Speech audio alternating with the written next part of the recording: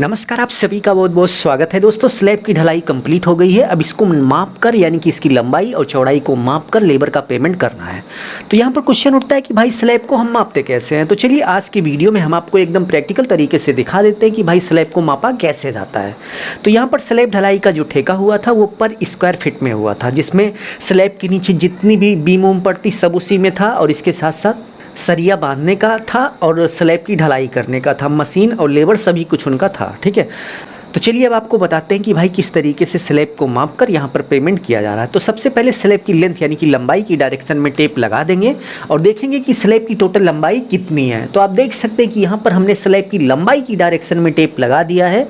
अब चलिए देख लेते हैं कि यहाँ पर स्लैब की टोटल लेंथ यानी कि लंबाई कितनी है। तो यहाँ पर स्लैब की जो टोटल लेंथ यानी कि लंबाई है वो 51 फीट यानी कि 51 फीट 9 इंच है।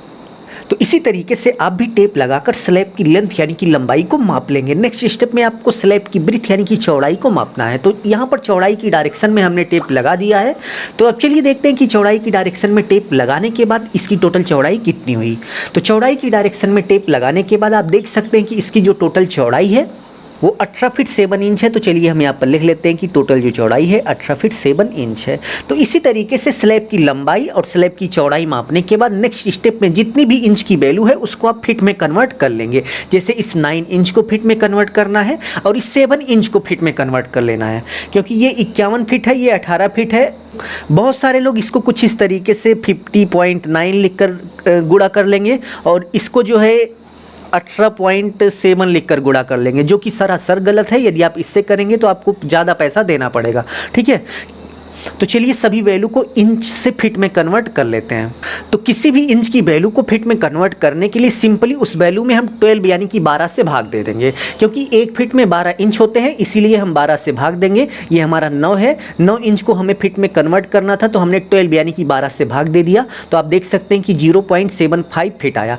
तो इस 51 फीट 9 इंच को हम कुछ इस तरीके से 51.75 फीट लिख सकते हैं। ठीक है, इसी तरीके से इस 7 इंच को हमें फीट में कन्वर्ट करना है। तो सबसे पहले 7 लिखेंगे, डिवाइड बाई 12 यानी कि 12 कर देंगे। तो आप देख सकते हैं कि 0.583 फीट आ गया। तो इसका मतलब ये हुआ कि भाई 7 इंच में 0.5833 फीट होता है। तो इस 18 फीट 7 इंच को हम कुछ इस तरीके से 18 यानी कि 18.58 लिख सकते हैं। तो इसी तरीके से आप सभी इंच की वैल्यू को फीट में कन्वर्ट कर लेंगे। तो अभी हमारी पूरी जो वैल्यू है वो फीट में कन्वर्ट हो चुकी है। फीट में कन्वर्ट करने के बाद नेक्स्ट स्टेप में आप एरिया यानी कि क्षेत्रफल निकालेंगे। तो क्षेत्रफल निकालने का एक फॉर्मूला होता है लेंथ इंटू ब्रीथ यानी कि स्लैब की लंबाई इंटू स्लैब की चौड़ाई से यदि आप गुणा कर देंगे तो आपको पता चल जाएगा कि भाई टोटल कितना एरिया हुआ।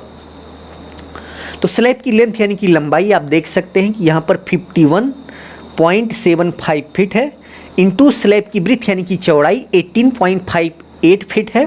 तो चलिए हम यहाँ पर लिख लेते हैं कि 18.58 फीट।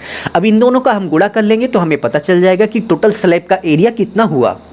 तो गुणा करने के बाद आप देख सकते हैं कि 961 स्क्वायर फीट आ गया। तो इसी तरीके से आप एरिया निकाल लेंगे। एरिया निकालने के बाद लेबर रेट यदि आपको निकालना है तो सिंपली जितना स्क्वायर फीट है उसको आप लिखेंगे। तो यहाँ पर टोटल 961 स्क्वायर फीट है, इंटू स्लैब ढलाई का जो रेट था हमारे एरिया में वो 55 रुपये पर स्क्वायर फीट है। हमारे यहाँ जो रेट है वो लगभग 40 रुपये से लेकर 60 रुपये पर स्क्वायर फीट चल रहा है। ठीक है, बट यहाँ पर जो कॉन्ट्रैक्ट हुआ था, ठेका हुआ था, वो 55 रुपये पर स्क्वायर फीट के हिसाब से हुआ। तो चलिए गुणा करके देख लेते हैं कि टोटल लेबर रेट कितना हो गया।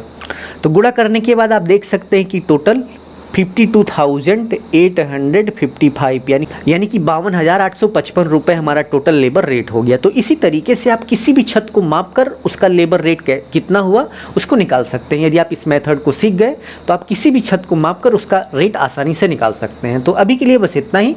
अपना ख्याल रखिए और अपने मम्मी पापा का अपने से भी ज़्यादा ख्याल रखिए। इसी भाव के साथ आप सभी से विदा लेते हैं। धन्यवाद।